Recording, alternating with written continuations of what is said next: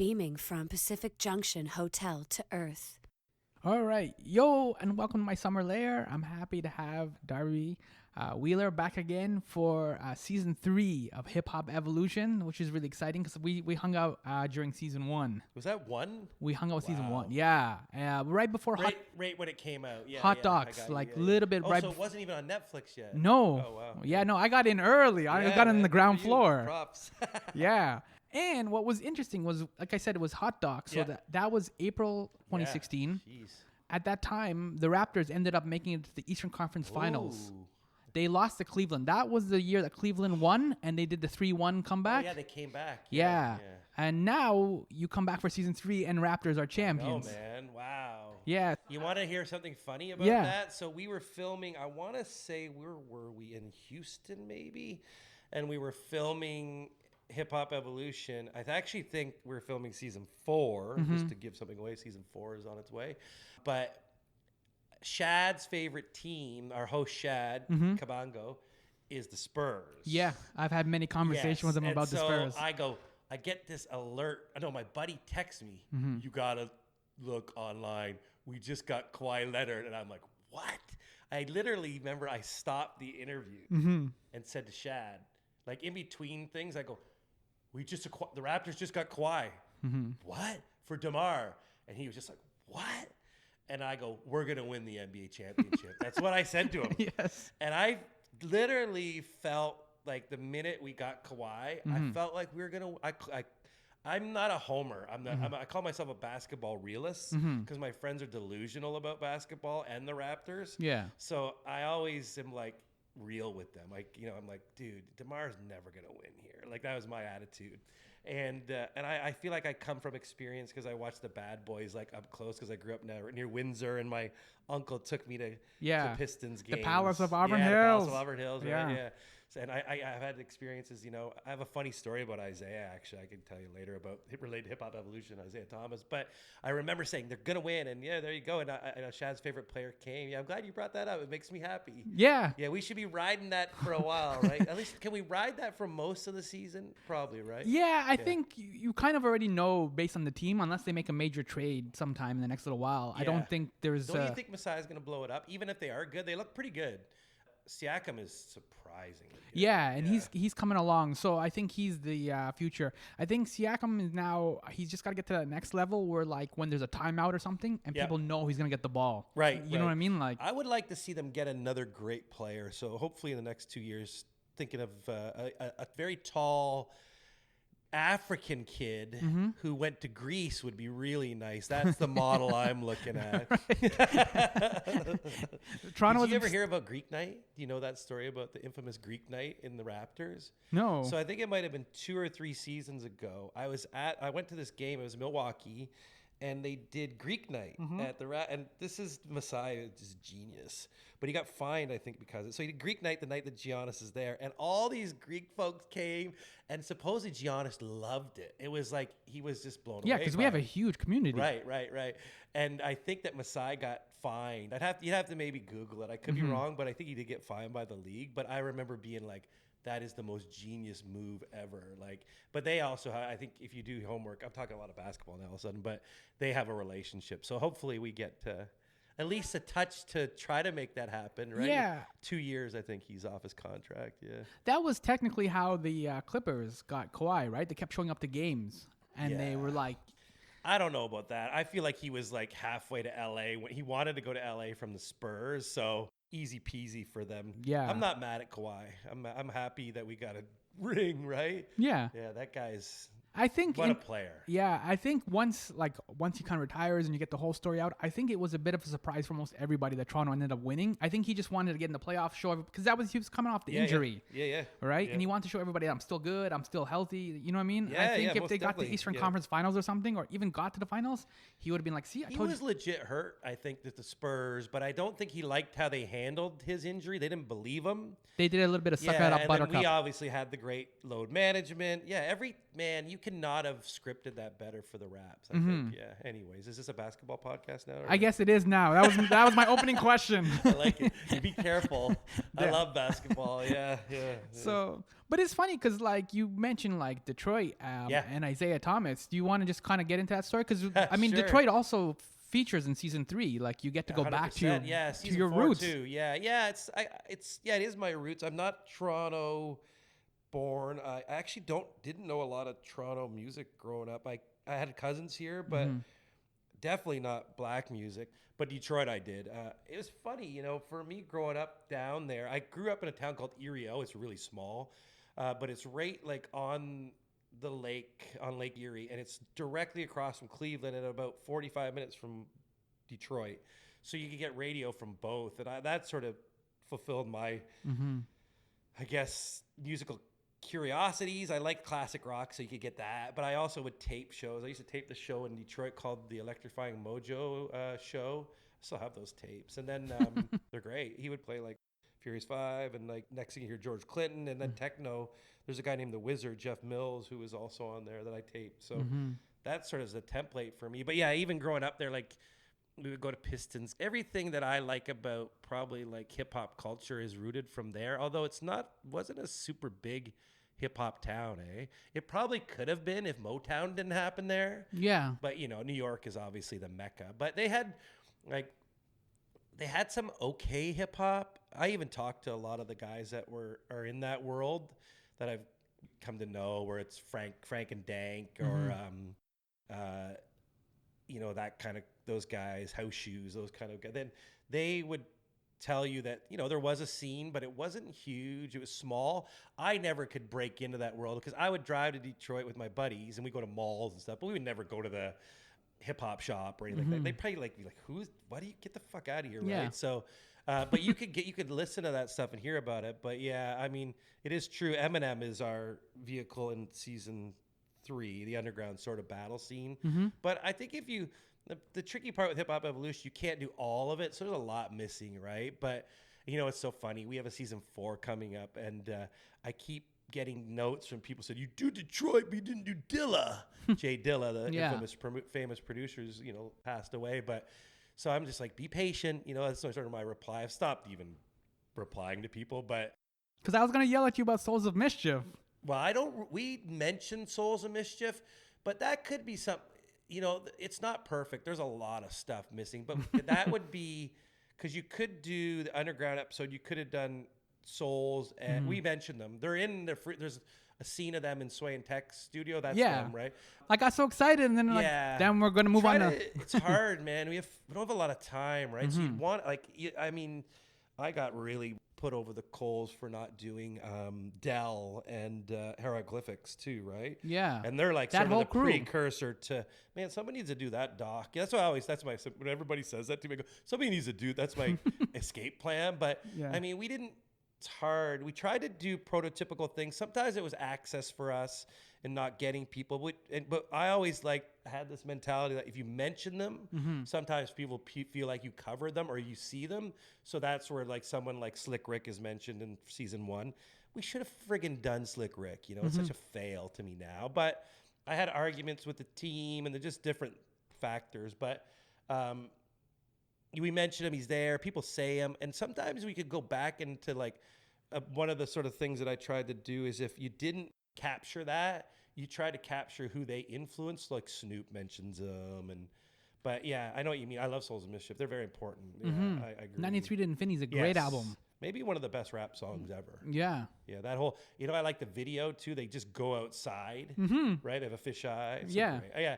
The vibe of that song is pure hip hop. Yeah. In its purest form, everything's there. You have an awesome sample. It's a posse cut. Yeah. It's positive, right? It's like they're all still young too. Yeah, it's so dope. I love it. You're preaching to the choir. All right. Yeah. But I mean, let me back it up though. You could probably go into that Hip Hop Evolution, and that's one song. Is it as big as some Biggie? There's just these things there's so much hip hop out there, right? Yeah, well, and when you and I talked for season 1, you said the pivotal thing for you shooting it and doing the series was you had to get DJ Kool Herc. Right. That was the make or break, Yeah. and that makes sense because he was the big bang for the Yeah. whole. He helped us get other people too by having him an interview with Herc. It opened up doors, right? Yeah. And he doesn't do stuff. I don't know Right, if you and know so about that was the success of season 1, was Right. getting Cool Herc on the record. As the show has progressed now, like Yeah. you said, you're going into a 4th season now. Yeah. Is there still pivotal people that like you need? Yeah, you know what's funny? No, I would say no, because there's really good characters, but no one. It got harder to get people, and you'll see this in season 4. It got harder to get. I think something happened when we started to do it 5 years ago. Hip hop was. It was that moment where hip hop was crossing over into like being the biggest genre, and people were taking notice. So you started to get documentaries, whether it was Stretch and Bob, and that was cool, and because that was sort of like history. But even individual things like Master P's doing stuff. There's the No Limit. Cash Money have one that was Apple Music. The 808 documentary. Yeah, there's even. And there's stuff coming, right? Oh, Mass Appeal with Woo, which I love that documentary on Showtime. And then Technically, Rick Rubin just did a documentary, Shangri-La. Yeah, it started to change the landscape, and I think that people understood that. So it was hard. Like we never got Eminem, right? And it's just like I think you'd have to pay them big dollars to get interviews with them. The people that we got were like Snoop. I'll take Snoop for example. Yeah. Snoop's huge, Yeah. right? He loved season 1. He was just like, I'm in. I loved it. Thank you. And I actually had a relationship with him before, so it helped. But yeah, it sort of changes, and we had to be more creative and try to, not to say that we don't have awesome gets in season 4, but I think anyways we would have been deeper and got players that are real players, but it was hard, like I think Lil Wayne's doing a documentary right now. So I would get really close to people, but it was a bit of a drag. To be super transparent, I started to get sad about it. It was like harder. Yeah. The earlier guy, what I relate it to is like if you were going to go out now and do, even like 10 years ago, 5 years ago, do rock and roll, it would be easier to get new rock and rollers and harder to get the old guys, the Bruces, the Stones. Yeah. Hip hop's the opposite. Drake, Kendrick, they don't want to do interviews. They don't need to. So you can't get to them. So in order to tell their story, we don't go that far anyways, but people wanted us to, even the broadcasters. In order to tell their stories, it's hard. They control their narrative, right? But, it is a drag to me because, it's so funny. I have this sort of thing, like I'll use Eminem as an example. And Nas, we never got Nas. People do not realize we didn't get Nas sometimes, right? And I know why Nas didn't do it because he owns Mass Appeal. Where like it was competition. Why would I would have done the same thing, Right? But I wanted Nas, and I was hoping like, oh God, I hope Nas watches the series, and I think I heard he did, and I wanted to go, man, I should have fucking done that, Right? Because it's Q-Tip's there, Premier's there.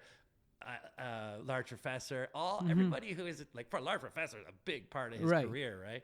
So we did our homework and we know the story. And partly why I got those people is because I know the story. But I had to be super honest. It's really bummer to not get Nas because you just love him, right? But I also was just like, after the editing was done, I felt like pretty good about it. I go, man, I hope he watches this. And that's a goal, right? So and also part of the goal is hopefully the viewer doesn't go, oh, they didn't get Nas. I heard a few things like about Eminem, why didn't he do it? But it's just, they're big dudes. It's just, they don't need to do it. Right? Yeah.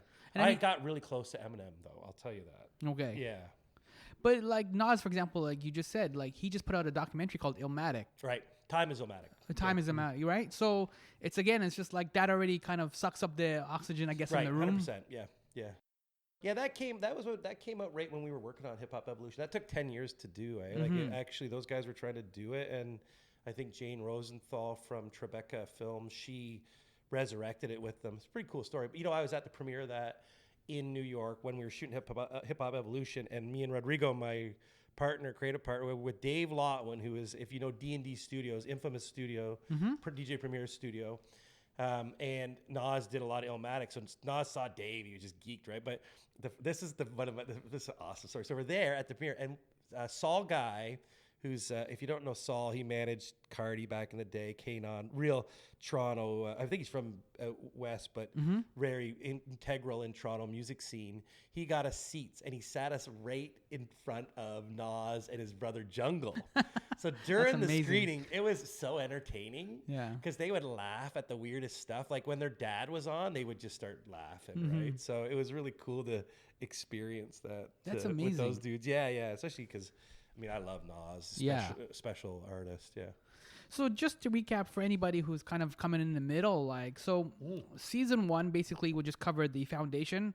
It's DJ Kool Herc, the block parties, that kind of stuff. And it closed off with gangster rap. God, I have to remember it. You know, we didn't know we were doing more seasons, so it's a little wonky. Yeah. I think that we would have done it differently if we knew we were going to do, because so the first season was commissioned by HBO Canada and Bell Media, and I think Chorus was even involved in it. And then seasons 2 to 4 are Netflix. They took season 1 over too, but we didn't know we were doing more. We would have done it a little differently. Yeah, and then season 2 you cover groups from like Two Live Crew to Tribe, Call Quest, to Nas, who we were just talking about. KRS-One. Yeah, and then season 3 opens up. I hope this is not a spoiler alert. With the deaths of Tupac and Biggie. Yeah, go watch it. Yeah, I mean, if you look at the pictures on Netflix, it pretty much tells you we'd cover Big and Pac. Yeah, so Tupac is the first episode and Biggie's the second episode. Like, so how is the show? How do you put the show together? Like, how, like when you know you're gonna get, like, so you've had Q-Tip, for example, and you have Busta, for example. Like they know each other and they have a history there. So it's like if you interview Busta and he says something about Q-Tip, do you go back and follow up with Q-Tip, or how do you? Sort of, I think it worked the other way around with those two. I think. But no, not. I don't know if it was It's sort of funny you said that, because sometimes it's just you get lucky, and we actually talked to them for a while. Busta Rhymes, so great, so gracious. Tip was sick when we interviewed him that day, but he was good too. Yeah, Q-Tip's funny. He doesn't like to talk about himself, but when you'd ask about Busta or like Dilla, crazy. He's just like so excited. But Busta was, and Busta feels like Q-Tip and all the native tongue people are his like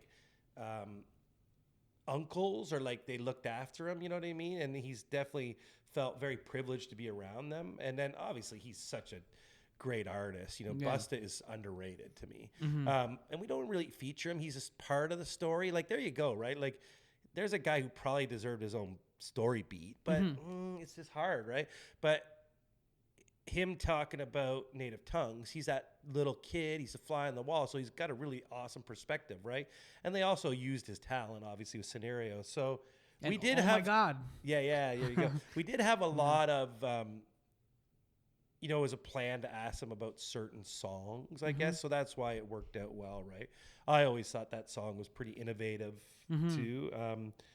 It's not really planned. You know, season 3, I'll tell you about Biggie and Tupac, that was the hardest thing we did. Rodrigo and I at one time ran it by Netflix, like, can we just start the season with them dead, for a lack of a better term? No disrespect to those great pioneers, and it sucks they died so damn young, and I miss, you know, their art form, and I think they could have contributed so much more, but that's the reason why we were just like, man, it's such a can of worms, and that story has been told, and it's just... That's another one that has many documentaries. Oh, man, it was such a challenge, Sammy. I can't even tell you. I got wrung over the coals by people in their camps. Not particular. I don't want to put anybody... They were also very helpful too. Like it was a yin and yang, but there's an expectation when you go into estates and people who are gone and who are like literally like Tupac's like Bob Marley, right? It's like that level of icon, right? So it was hard, but I think that we did an okay job because we talked to the people who were around them. It was like I love Rivera. He's Big's one of his best friends, right? Yeah. So it was a real feeling, and, you know, Faith, you know, those kind of people. Kim. Yeah, Mo Preem, Shakira's bro. Kim, right? Yeah, like Kim's great. I love Kim. Yeah, she was another one I was like, when I saw her, like, oh, she had a great run. Special artist. Right? Yeah. And then she kind of tapered off a little bit. But, you know, like, that's the kind of artist, like, I know you mentioned Souls, and they're great, but there's a few different incarnations of those groups, right? Kim is an anomaly. She's so different and new and fresh, and she's not MC Light. She's like street and dirty. Like you did not hear about that kind of stuff. Yeah. Maybe like, I don't know. I'm trying to think of maybe I'm forgetting artists. Like maybe Yo-Yo or some of them would say something about their body and sex, but Kim was just like she says it. Big wanted her to be the female Biggie, right? Yeah. So that's. For me, I think you have to look at like what we tried to do is like take what hip hop is now and current and go back, or like even the most popular stuff. I don't want to say too current, but and pull back and like it's like a family tree. You see who Kim made and incarnated, right? Like even Foxy Brown's biting a little for the Kim, you know, although they sort of had their beef. But you know, Megan, you could peel that onion back at Megan Thee Stallion. I don't know if anyone knows who Megan Thee Stallion is, but check her out. She's so great. That's Kim, and you know, like so that's a big part of that's evolution, right? Yeah. Well, I found that with the Tupac, you guys did a great job because you encompassed a lot of the contradictions with Tupac, which is what makes Tupac so fascinating. Tried to make it about the music and records. It was. I don't think we could open up a can of worms about the murder trial and all that stuff. We covered the Quad City shooting, but that was about records a little bit. It created obviously they got on record. Although Big put out Who Shot Ya, but it wasn't really about. He was recorded way before. Yeah, but I know. Then don't put it out, right? Yeah.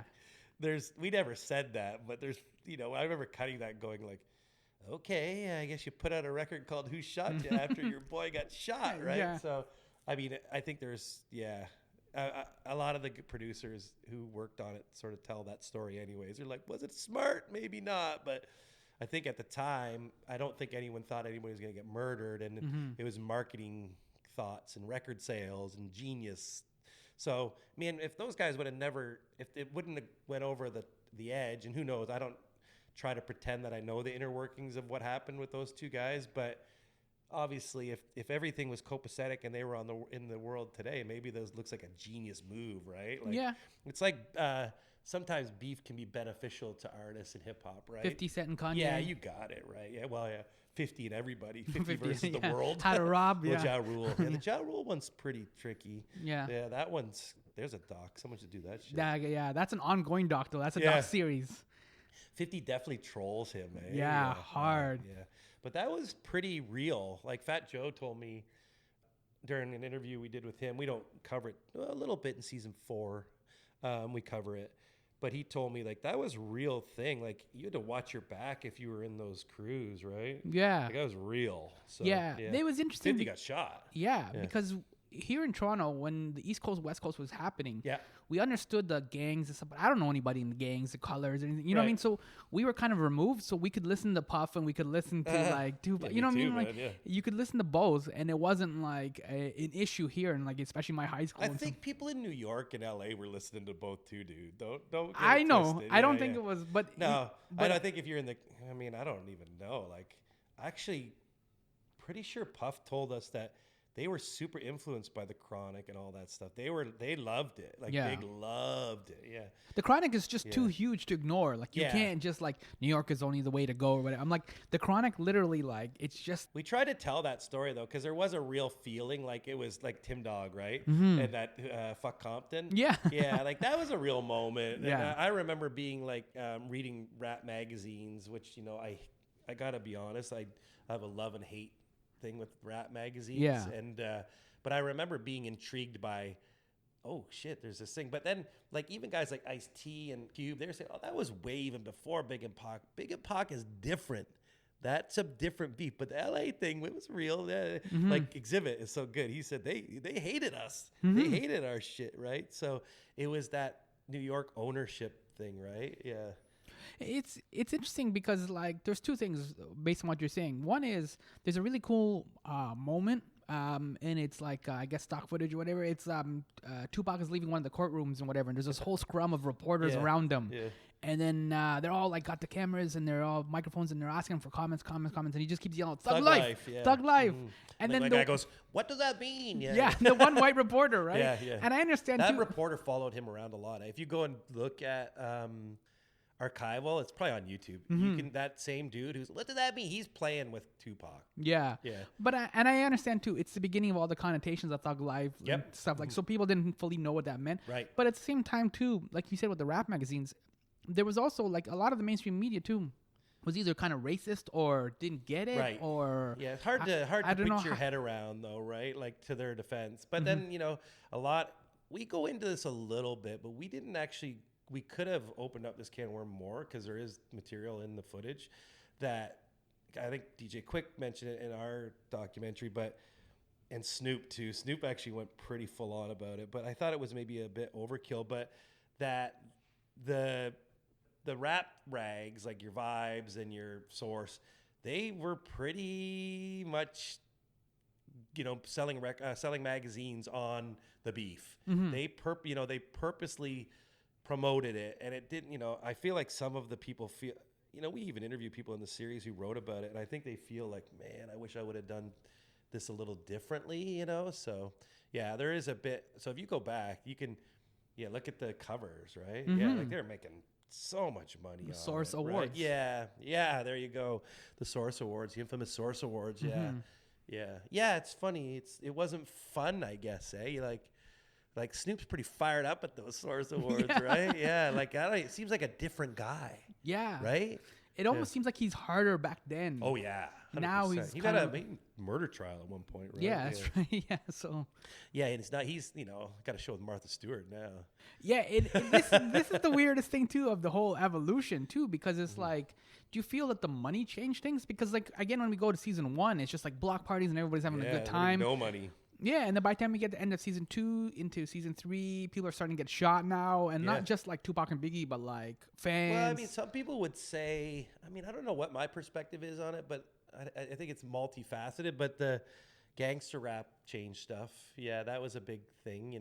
The funny thing about NWA is that all those guys were gangsters. So, but obviously Snoop's from Long Beach and had people in his world who were in that. MC8 definitely grew up, and so there is that real connotation. I think that's a big thing when you started to get like, I think the way it was, and it'd be really good to get one of the old school guys to talk about this, but they get really it frustrates the hell out of them. I think about Melly Mel. He's communicated this to me before, that they were pretty much in the same worlds. They had gangbangers, drug dealers around them, or they were former in that world, but I think that it took a turn when you started to get your NWAs and that early gangster rap.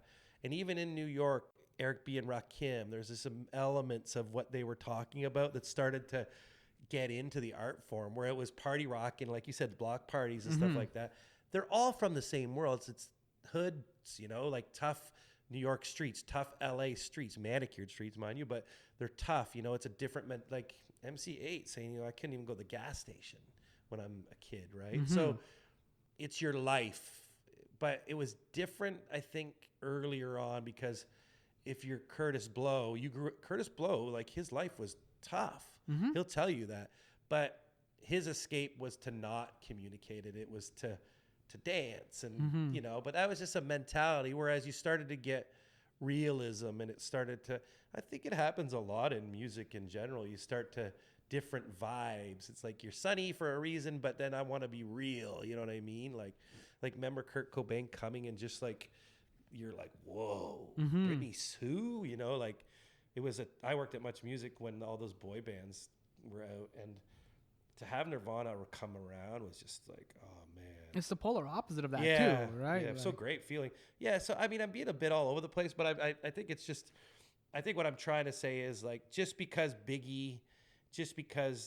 Ice Cube or Pac rapped about gangsterism and drug dealing and stuff like that, doesn't mean that Kwame and New Beginning and all these guys like Melly Mel, the Furious Five, or even Special Ed, or even Souls didn't come from those same worlds. It's just what you want to communicate, I guess, is a way, right? Yeah, and part of it too is just the hustle. Like many years ago, I was in Kenya, and they were all excited because I'm from America. They didn't know what Canada was, right? So I just stopped correcting them after.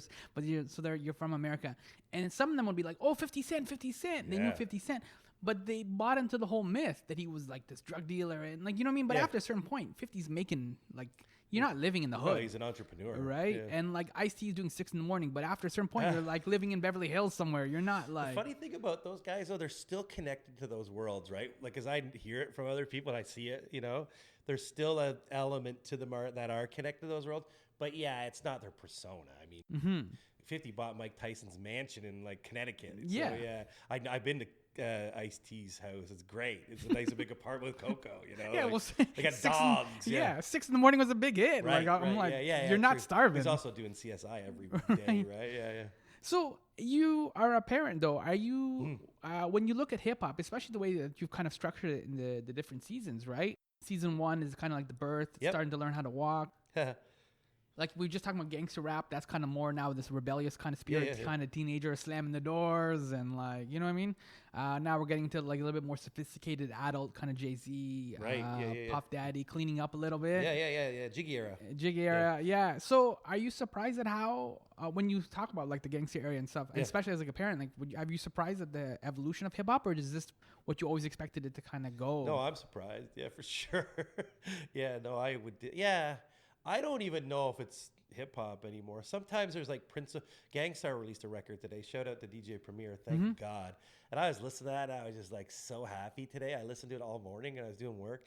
But it's funny. Like I feel like there's like the R&B typey hip hop stuff now and trap. I'm not quite sure if it's in the same vein, but there's still guys out now who are I don't know. I feel like they could have been from the older era. But they also have advanced it in a way, right? Like Kendrick. Kendrick to me is an amazing artist. He's one of the best artists in music.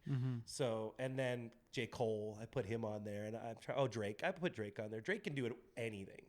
So he can sing a hook, but he can come and be a beast with Eminem. And I actually even like the ASAP crew, like Rocky and Ferg. So I think if I was to think what it would have been that is the hip hop, but now to see where it's broadened and that you have like futuristic sounds and you're talking like some of the Kanye stuff, for example. Yeah, or I was even thinking more like the trap stuff, like Migos or your Futures or that world. I'm surprised of that a little bit, but then I guess if you start to go back and look at where like Outkast was definitely lyricism, but they had some weird elements, right? And Kanye, obviously, 808 Heartbreak have influenced all those guys, right? So, I am surprised at that element of it. I never saw it going to that world. I don't know if you want, like,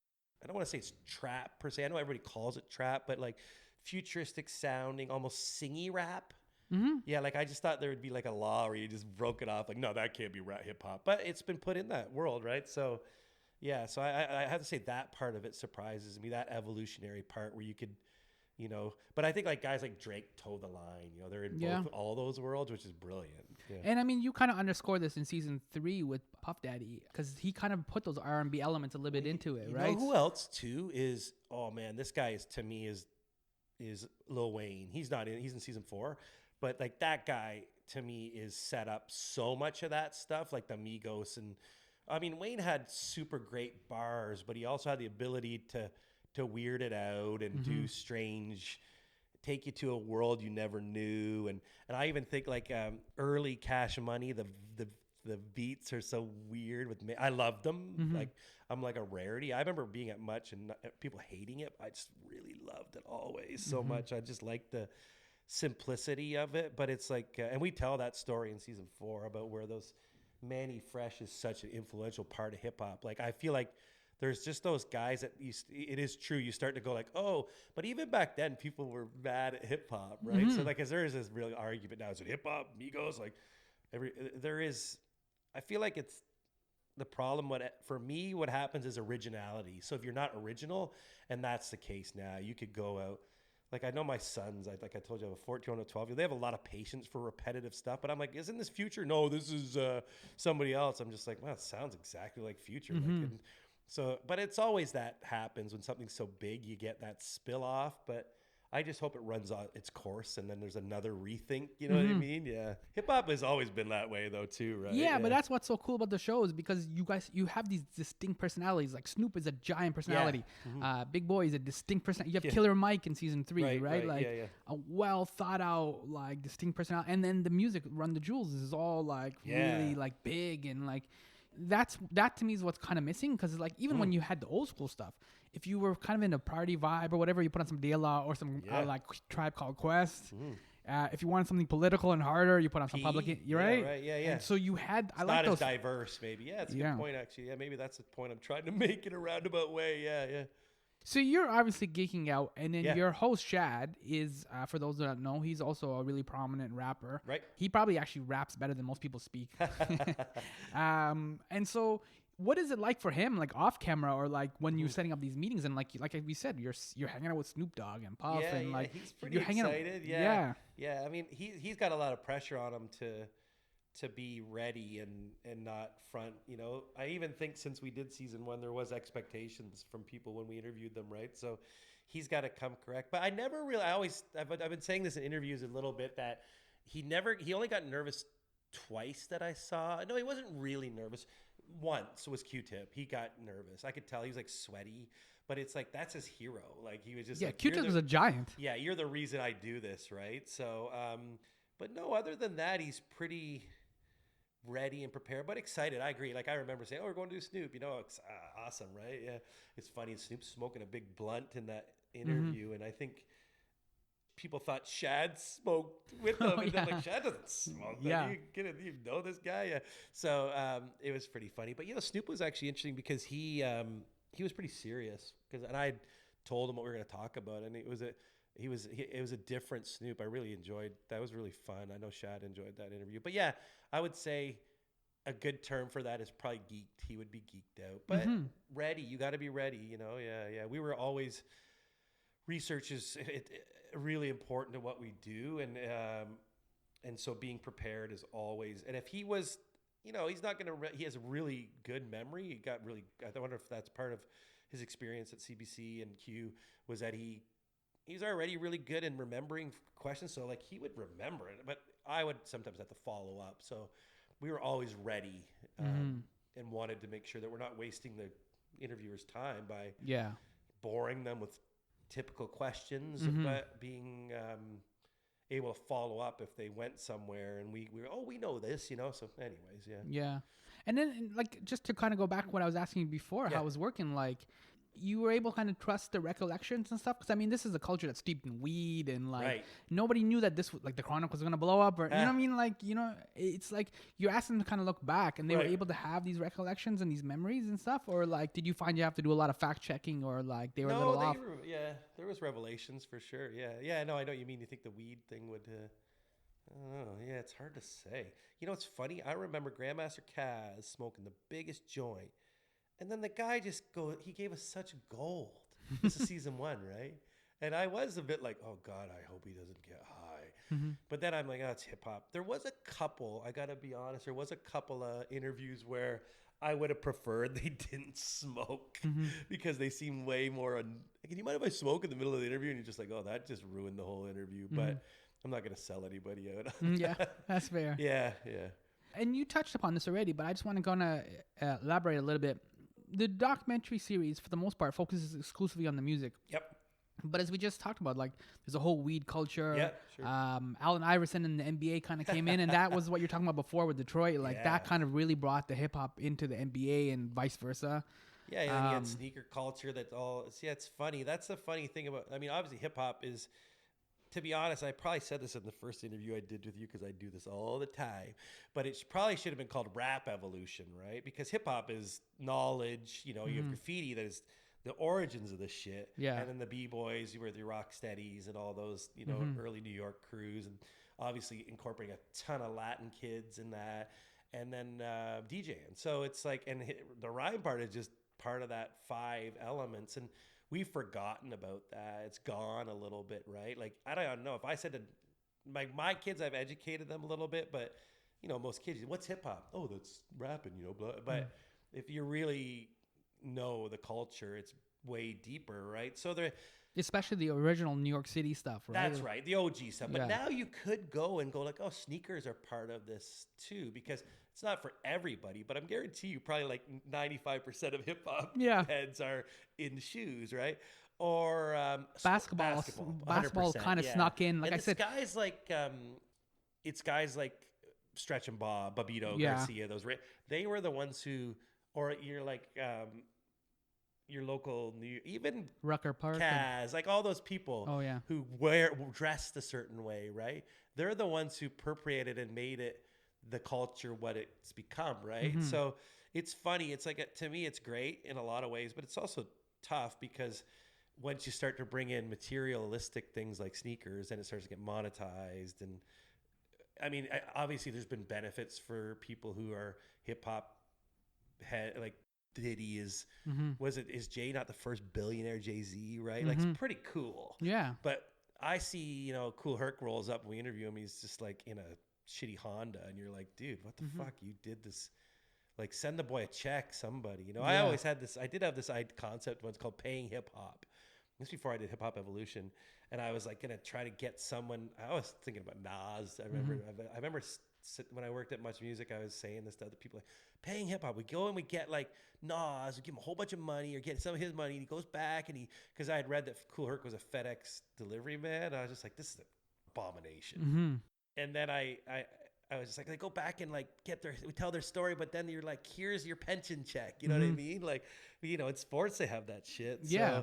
So, but I mean, it's music. If you're going to do that, you could probably do it with rock and roll and the blues. And yeah, it's tough. It's like whenever something gets hot, someone's going to be able to make money. You see it a lot in the series because it'll be like you'll interview somebody like a DJ Cool Herc or somebody smaller. Yeah. Because sometimes you're in their apartment or something like that, and it's not quite as nice. Yeah, Puffy's like opulence, right? Yeah. And then especially too, once we get into that era, like once we kind of get into Puff and stuff, you interview Dame Dash as well, right? Like then it's just all money Dame all the time almost. Yeah. Jay-Z was definitely wearing that too early on. That was their image too, Biggs and Biggs Burke and Dame and Rockefeller, where it's called Rockefeller. So yeah, I think that it's always part of the culture, but it is really great to see that they are getting paid for it. Cause who knows, it could have just been bad deals down the day. I love to see, I get to know people too. And I'd love to see De La Soul own all their records and make money off it because it's their art, so I don't have any hate towards too much of that stuff because I do. But it's tough to watch, you know what I mean? Like I said, Cool Herc roll, you're just like, man. I know. Yeah, it's hard, but yeah. Sometimes I have to say it's on the individual though. Flash has done a really good job. Flash is not hurting. So it's on the individual sometimes to make their legacy known. I hope that we helped. Yeah. Too. Yeah. Well, I mean, we saw this is not the similar culture, but we saw it was like Stan Lee. Right. And he would always come. Someone else brought that example up to me before, Stan Lee. Yeah, and so he's out there promoting. He's obviously promoting Marvel Comics and getting people to read comics. So it's a holistic thing too. Yeah. Because he's pointing people to the medium. But his legacy now is like everyone's like Stan Lee created Spider-Man. Well, he also had like Steve Ditko. Yeah. And he had Jack Kirby. Yeah. You start to go, oh well, Stan Lee took a lot of credit, didn't he? Yeah, right. Yeah. And at the same time, it's like this thing where like I'm just gonna create Spider-Man and Fantastic Four, and you don't realize that these are now like billion-dollar properties, right? They're just like I'll just put them out in comics and then whatever. You know what I mean? It is funny. There are. I mean, I won't get into hip hop, but someone could probably do like that same. You could do that in a lot of different things. Like there's ghost producers, ghost writers. You're just like Still DRE was Jay-Z, right? Yeah. Did he write? Yeah. Did he? Who's on that song? That was Snoop Dogg and Dre, but I think it was Jay-Z that wrote the lyrics. He wrote The Watcher. I know that for. Yeah, and I think M wrote. What song's M on the Chronic 2000 and. Yeah. Forgot about Dre. M wrote Dre's verse for that. I think. Yeah.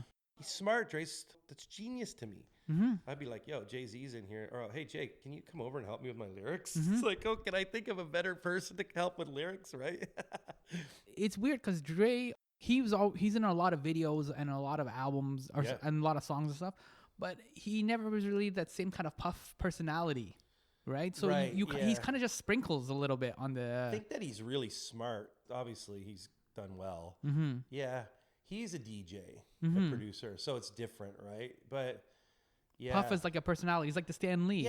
Yeah, right. Yeah. I mean, Puff obviously really good producer. He's underrated producer too. But yeah, the more that you learn about him, you know that he definitely was involved. I think that people undersell him. To me personally, I know that it's easy because he's so big and second what's it called, Life After Death, and he's on every track, and you're just like, oh god, enough already with Puffy. But that's what his legacy for a while there was. That, but man, I start to talk to producers. We talked to all the hitmen. Obviously, you saw that we profile them pretty well, and they give him props, man. Like they're like, he was driving us, and he had great notes. It's like Quincy Jones.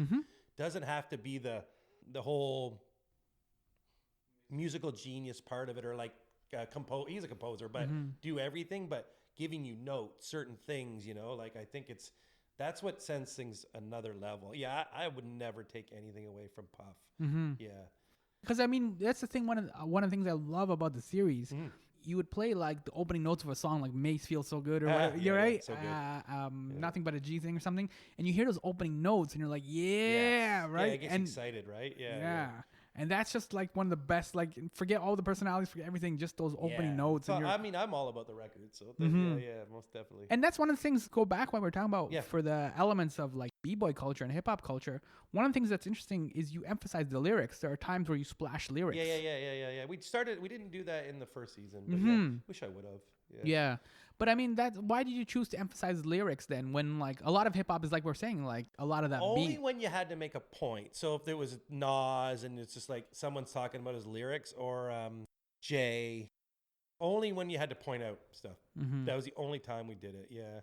There was times the editors wanted to do it all the time, and I was like, no, this is not working. Why are we doing this? Like, you just can't put, you like this part of the song. So no offense to my amazing editors, but yeah, so we would pull back. But no, for me, it was a tool to emphasize a point of what they were saying lyrically that was innovative, right? Yeah, always. And as you said, season 3 is out now on Netflix. Yeah. All 3 seasons are out on Netflix. And season 4 is shot or is being shot? Done, bro. Yeah, it's coming. Yeah. You know when it's going to drop? I think it's going to be early next year, so 2020. Yeah. Okay. Yeah. I'm not 100% on that, but it's around there. Yeah. I was actually, I think, told not to say anything, but it's done, so I don't care. Okay. Because, I mean, I've seen images on your Instagram of people like Jay-Z. You have a photo of you and Jay-Z. Yeah. That was for another project I was working on. So that's not Hip Hop Evolution. Yeah, that's hopefully that'll see the light. Yeah, that's about D&D Studios. So we shot the last 2 weeks of D&D closing. If no one knows what D&D Studios is, Google it. Because, you know what you do? If you know Discogs, just put in D&D and you'll look at all the records made there. It's owned by Dave Lotwin and Doug Grama, and they took their sort of bar mitzvah money and opened this thing in '84, and struggled and fought and tried to stay open. It was really cool. They built it like to spec of their music heads, and they were musicians. And some of the early records there were Groove Is in the Heart was done there, and Two in a Room, you know that, Wiggle It. Yeah, they struggled. And then one day, I think Premier and Guru from Gangstar got kicked out of Calliope, which was down the street. I might be getting the story a little bit wonky, and they went to D&D. Lord Finesse told them to go there, and Preem went in the B room and never left. He basically took it over. And Jay loved it so much in there. He rented the whole place out and did Reasonable Doubt. But it was like super sketchy. It was right in Hell's Kitchen. So there's a methadone clinic across the street. Like, people get robbed, crackheads coming in. Oh, just a nutty time, right? Big did a bunch of early stuff with Preem. He would not even go in there without security. So you know that, yeah. So, and then obviously Premier and did all that stuff. Every Premier record that was from probably like Daily Operation up until this current one, and a few recently. He left, I think it's 3 years. He's been gone now. We filmed it about 3 years ago. Everything Premiere, if you're a Premiere fan, is done up in there. And then there's just human stories. It's like that. It's a real parallel to what 90s hip hop was and the curve of hip hop. But, you know, Guru passes. Big Pun was a big part of that. All the DITC guys were from up in there too, by the way. Fat Joe and everybody. And one of Premier's best friends' headquarters is murdered. There's just really human aspects to it. And it's also this like really great marriage of a New York Jewish person and hip hop, which is usually black kids. That's a story to me that is untold, but so prominent, right? Yeah. Like there's this sort of funny, like, what's the name? Lawyer Cohen? yeah, Leo Cohen, well, Rick Rubin too, right? Yeah. Like I could go on and on. There's so much connections in those two worlds, which is really funny. So, and Premiere is like brothers with Dave and Doug. They're like literally like brothers. So it's really these two different worlds coming together. So we filmed it. We got distracted doing Hip Hop Evolution. I'm trying to get it back in order, but I did interview Jay Z, and Preem filmed with Nas in D&D. It's got to be done. Yeah, you know, I sort of got going on it. Russell Peters, a comic, introduced me to Dave Lotwin. So, and then I went and pitched it to Premiere, but it's been really long in the tooth. This is the perils of filmmaking. So we're trying to re-engage everybody, and that includes Preem, who has got a record, and I think they're even talking about doing a Gangstar film. So I hope that we can get it going again, because we got some really awesome stuff. We interviewed like Mr. Cheeks from Lost Boys, J. Rue the Damager, Freddie Fox. Like, you guys all grew up in this place, right? It was a real home for these dudes, too. They had a vending machine that had blunt papers. It was just a crazy place. Yeah. It's great. So when you go to like season 2, can I say something? If anybody's listening who wants to pay for that film, hit me up. No, I'm just kidding. Okay. In terms of like season 2 and season 3, you're going to all these different areas, primarily in New York City and LA. You go a little bit into the Bay, some of Atlanta in season 3. Miami in season 2, and Houston we do, yeah.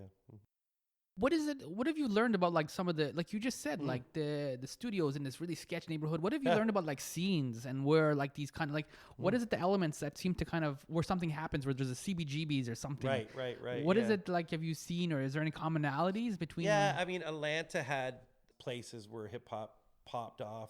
We sort of talk about it, but a couple clubs that were early on there. But yeah, for me, I mean, in season 2, we do the Latin Quarter, and that was a real place in New York and Manhattan for hip hop to get incubated, because it was the only club where you could be from Brooklyn, Queens, or the Bronx. You could all go in because it was in downtown Manhattan. Didn't mean that they didn't get into shit with each other, but there was a comfort level there too, right?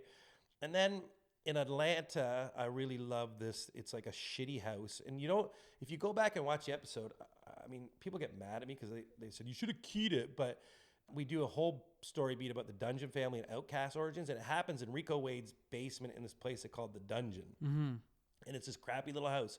Shad walks by it in his intro, but we don't really point it out. You see pictures of it later in some archive, but it's just funny how these like eureka places, it's like D&D, right? Where magic happens. It's that connection of things that, you know, the unfortunate thing too is these places are going away. Like that's what's one of the themes. That's one of the sadder themes of your doc series. Is like we're losing these places. The place in Detroit and like D&D we should have fought and made them like, now it's all gentrified. Like Hell's Kitchen is just hotels, right? So Premiere got kicked out. He ended up buying the studio from Dave and Doug.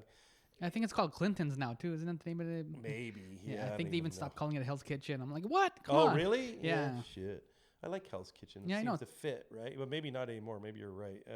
But yeah, I think I don't know, maybe there's just a move that needs to be done within the communities to keep these places alive. I actually think Big Boy bought the Dungeon House. I could be wrong, but I think he might have bought it. So like do museums, you know, like I was talking to Jay Dilla's mom and her partner, and they were saying that they still had the house that he was worked out of. And I'm like, keep it. Don't ever get rid of it.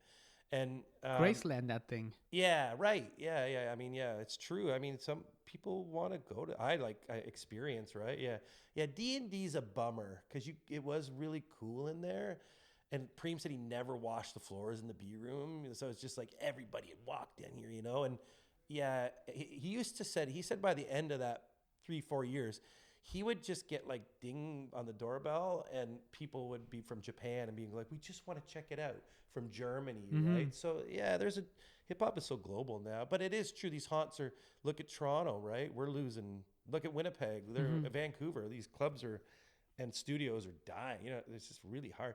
It's just hard for people to keep them alive and open. But I mean, it's up to people like who are curators and historians to fight and find a way to keep these places and actually show your, I don't know, your municipal or people who are involved in these historical foundations that these are important places. Yeah. For D&D, I wish I would have been more progressive in that time. And I think everybody does now. We're in hindsight to be like, Nas said to Preem in the interview in the B rooms, he's like, you should take every little bit of the studio and rebuild it in the Smithsonian. And I was like, yeah, man, like there's so much, the booth, Big's in there kicking the door. Right. So it's just, and there's like other crazy shit that happens in that place too. Right. But it's like the hip hop Abbey Road, basically. Yeah, exactly. Yeah.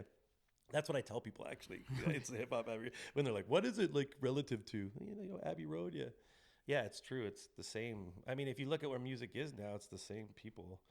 Jay-Z. Who's bigger than Jay-Z? Yeah. In rap, right? Yeah. He did the whole record up in there. Yeah, he was so great in his interview too. He was just like, you know, like someone like when they talk about something with such affinity for, because it's really the first major studio he went into, because he actually was in there before Reasonable Doubt. He's with a guy called Jazzo, and Jazz worked out of there. And Jay, he's like, that's where I got my everything that I learned on how to work in a studio is from that place, right? So, yeah, they're important. Yeah, I'm going long, but you did get me on a thing I'm passionate about. Right? Yeah, I could tell. Yeah. But as we wrap up, though, let's stick with the passion. And as you've now done 3, and as you said, you shot 4 seasons. Yeah.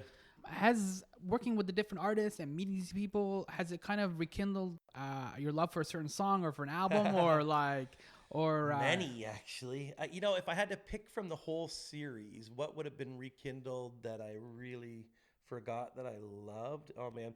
I'm sure the people that I work with might have different answers because I've been known to kill shit if I'm back on it. But yeah, for me, I think the one thing about coming from where I came from is that in Detroit, they had since there wasn't this huge hip hop scene, and Toronto was attracted to New York, there was like a conduit there. So a lot of that happened here. But I used to buy Too Short, Ghetto Boys, and I think that even my friends now from Toronto diss that stuff sometimes that are my age, but see Russell Peters. But the Ghetto Boys, I forgot how awesome their first 2 records were. Yeah, just incredible. Yeah, Scarface and Willie D, and then you had like a little guy, and Bushwick was, just insane. Just the idea of that group too is just so weird. Yeah. And yeah, they were so uniquely different from each other, but they had harmonies, and they had a super gangster manager. It's hard to be a gangster. Yeah. In Jay Prince. Happy birthday, Jay Prince. I think it's his birthday today. Yeah, that would be one. And then also, I forgot how awesome the beats were. 2 Live Crew. It was so good. Yeah. 2 Live Crew, actually, after I watched the second season, I went back and actually sat down and listened, because don't play that around your mom. No.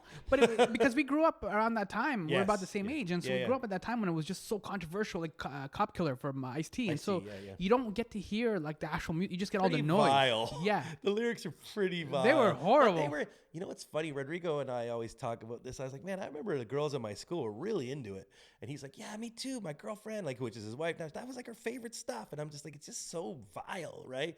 But there's an element of sun and fun, and like Luke actually says it in our interview. It's like, that was Miami, it's like it's the times.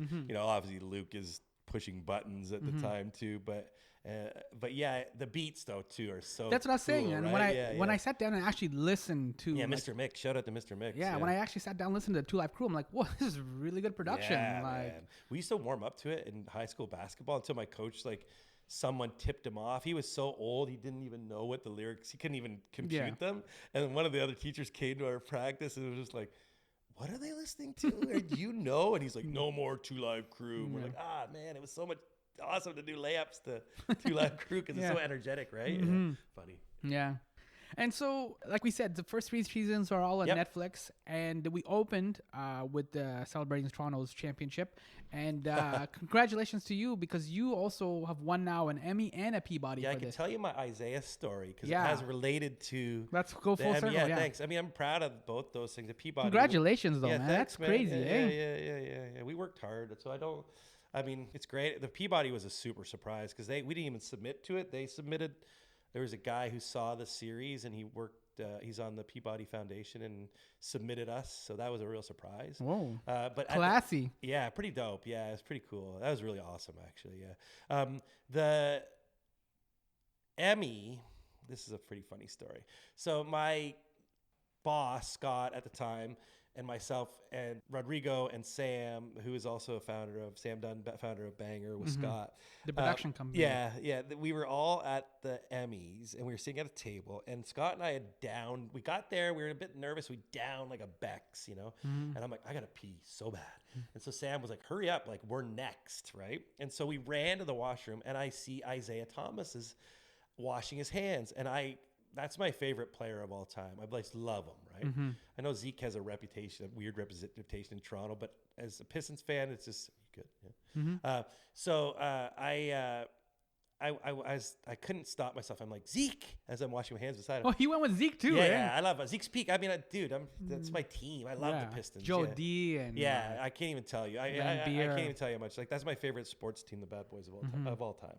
And I said, Zeke, what are you doing here? He's like, oh, I'm on one of the juries on one of the categories. I actually got to go back. It's up next. I'm like, oh yeah, what category? And he said, documentary series. And I'm like, that's us. We're in that. Oh, what did you do? I said, hip hop evolution. And he literally smiled, like his smile. Yeah, right? yeah. And then my boss goes, did we win?